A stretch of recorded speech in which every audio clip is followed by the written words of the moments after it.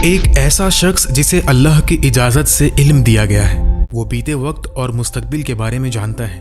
وہ وقت اور جگہ سے آگے نکل سکتا ہے، وقت میں سفر کر سکتا ہے اور ہر دور میں اپنی نشانیاں چھوڑ سکتا ہے، لیکن اس کے فرائض عام نہیں ہیں۔ وہ اکثر عجیب ہوتے ہیں اور قیامت تک جاری رہنے والے ہوتے ہیں۔ قرآن میں اس کا ذکر ہے۔ اللہ کی اجازت سے وہ دنیا کے مختلف حصوں میں نظر آتا ہے اور لوگوں کی مدد کرتا ہے۔ کبھی کبھی وہ کسی اور کی شکل لے سکتا ہے اور آپ سے ایسی صورت میں ملاقات کرتا ہے جسے آپ نہیں جانتے۔ شاید ایک دن آپ نے اسے دیکھا ہو لیکن آپ کو احساس بھی نہ ہوا ہو۔ وہ قیامت کے دن تک زندہ رہنے کا راز کیسے رکھتا ہے؟ ابھی اس کی عمر کیا ہے؟ کیا وہ نبی ہے، فرشتہ ہے یا کچھ اور؟ ہم ان سب سوالوں کے جوابات تلاش کریں گے، تو تیار ہو جائیں خضر کی رازدار زندگی کے سفر میں۔ ہم ایک بار پھر آپ کے لیے ایک حیرت انگیز کہانی لے کر آئے۔ چینل کو سبسکرائب کرنا اور ویڈیو کو لائک کرنا نہ بھولیں۔ کہتے ہیں کہ خضر تب ظاہر ہوتا ہے جب کوئی بندہ سچ مچ مشکل میں ہوتا ہے۔ کیا کبھی کوئی رازدار شخص آپ کی زندگی میں اچانک آیا اور اس نے آپ کی زندگی کو چھوا؟ شاید آپ نے اسے دیکھا یا اس نے آپ سے بات کی اور آپ کو پتہ بھی نہ چلا، پھر وہ چپکے سے آپ کی زندگی سے غائب ہو گیا۔ میں کسی افسانی کہانی یا داستان کے شخص کی بات نہیں کر رہا، یہ ایک حقیقی شخص ہے جس کا ذکر قرآن اور دوسری مقدس کتابوں میں ہے۔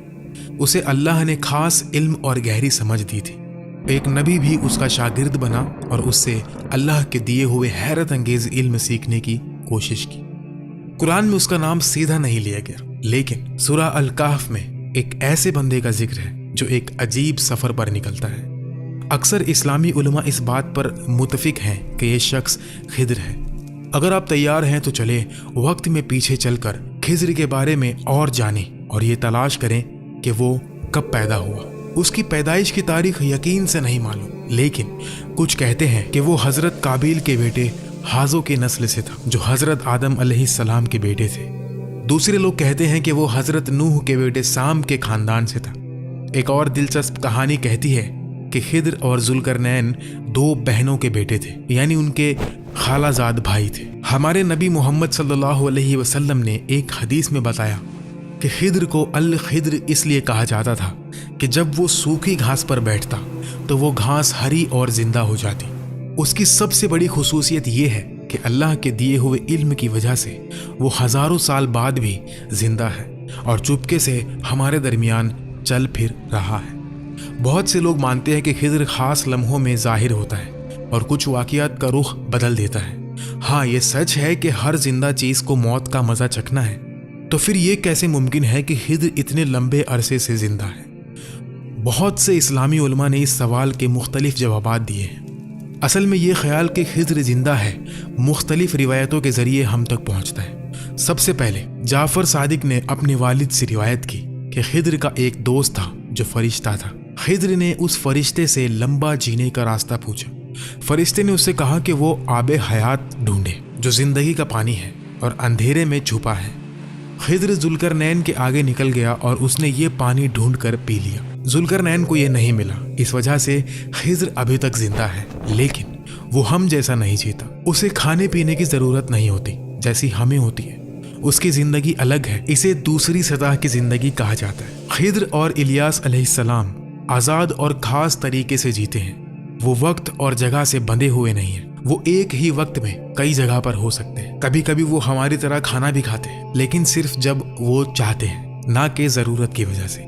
کچھ روحانی علماء کہتے ہیں کہ ایک خاص روحانی مقام ہے جسے مقام خضر کہتے ہیں۔ جو شخص اس مقام تک پہنچتا ہے وہ خضر سے سیدھا علم سیکھ سکتا ہے اور اس سے مل بھی سکتا ہے۔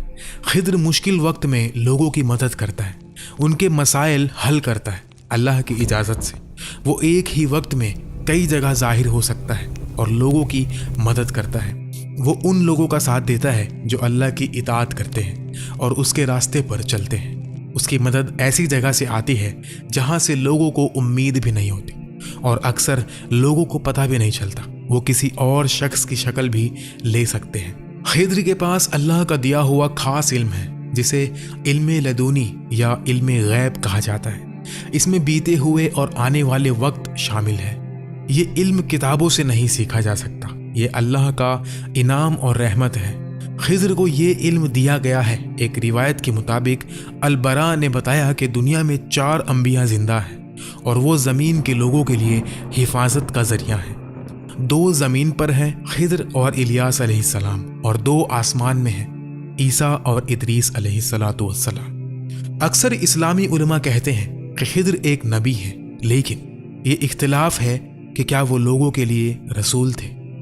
خضر اور الیاس علیہ السلام کے لیے زندگی اور موت میں زیادہ فرق نہیں، وہ ایک اونچی سطح کی ہمیشہ کی زندگی تک پہنچ گئے ہیں۔ خضر اور ذوالقرنین ہر رات ذوالقرنین کی بنائی ہوئی دیوار پر ملتے ہیں۔ ہر سال وہ حج اور عمرہ کرتے ہیں، ایک گھونٹ زمزم کا پانی پیتے ہیں اور یہ ان کے لیے پورے سال کے لیے کافی ہوتا ہے۔ ابن اساکیر نے ابن اسحاق سے روایت کی کہ جب حضرت آدم کا انتقال ہونے والا تھا، انہوں نے اپنے بچوں کو جمع کیا اور کہا، اے میرے بچوں، اللہ زمین پر سزا بھیجے گا، میری لاش کو ایک غار میں رکھو، جب سزا ختم ہو تو مجھے شام کی زمین میں دفنا دینا۔ اس کے بعد حضرت آدم علیہ السلام کا انتقال ہو گیا۔ ان کی لاش کچھ وقت تک ان کے بچوں کے پاس رہی۔ جب اللہ نے حضرت نوح علیہ السلام کو نبی بنایا تو انہوں نے لاش اپنے ساتھ رکھی۔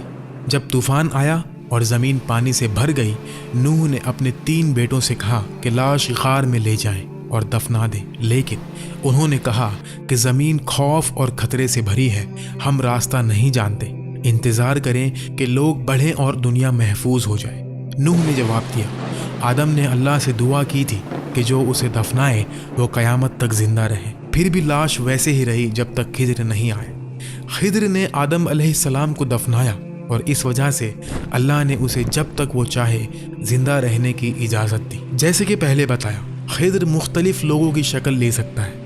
ایک بڑے اسلامی عالم امام ربانی نے اپنی کتابوں میں لکھا کہ ایک صبح انہوں نے خضر اور الیاس علیہ السلام کو روحانی شکل میں دیکھا۔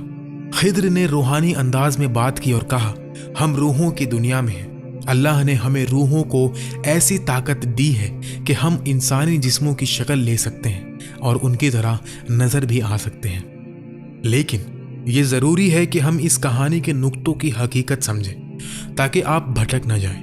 اس کہانی کے بہت سے حصے قرآن اور حدیث سے ثابت ہیں، جیسے موسیٰ اور خضر کا سفر، 3 واقعات، علم لدنی اور پرندے کے قطرے والی مثال۔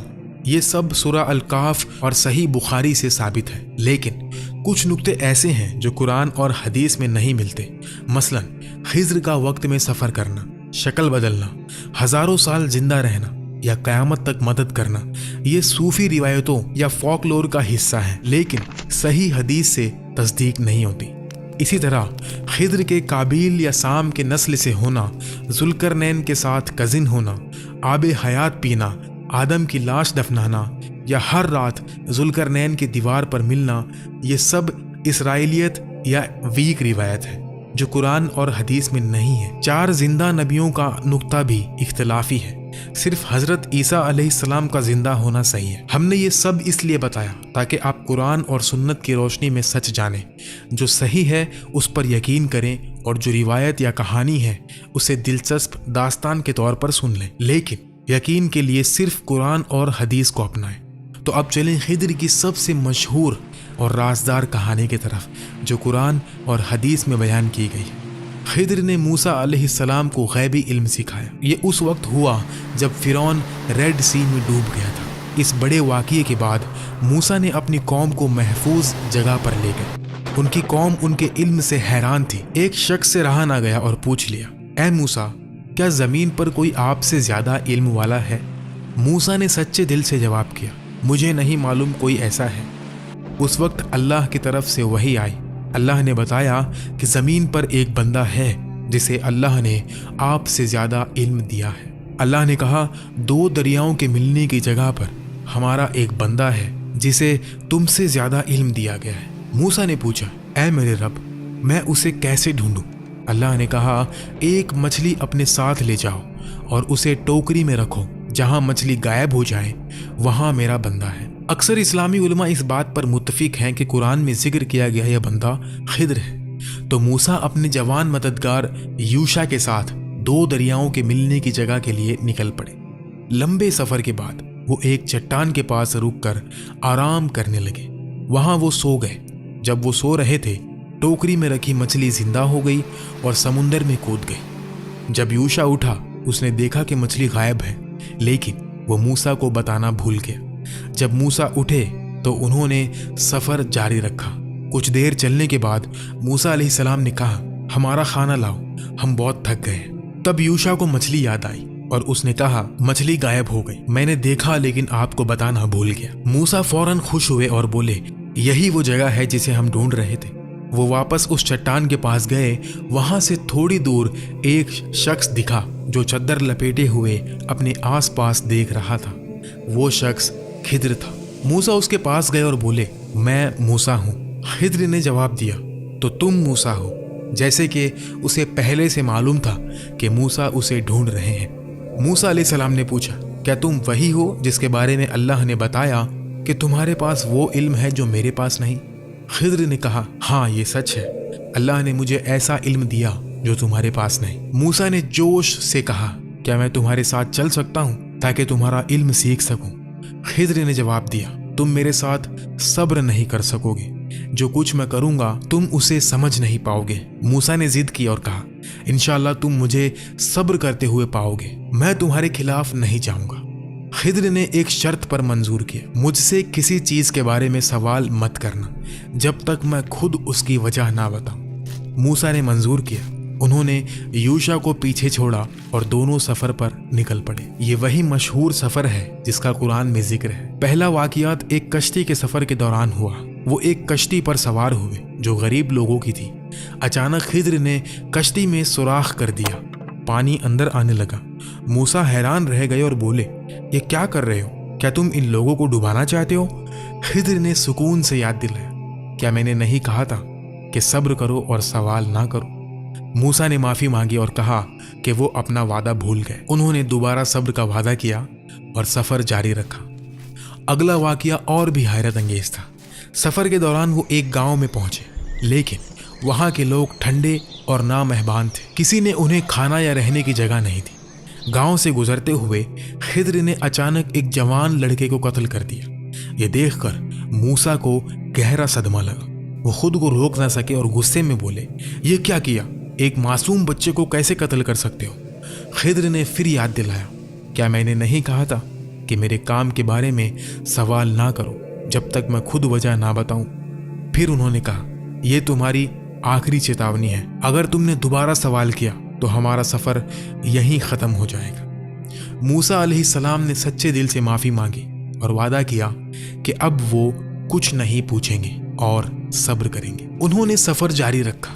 बाद में वो एक दीवार के पास पहुंचे जो गिरने वाली थी। खिद्र अलैहिस्सलाम ने बिना किसी के कहने के उस दीवार को ठीक किया और मजबूत कर दिया। मूसा फिर हैरान हुए और बोले, तुमने इतनी मेहनत की, कम से कम कोई मजदूरी तो मांग लेते।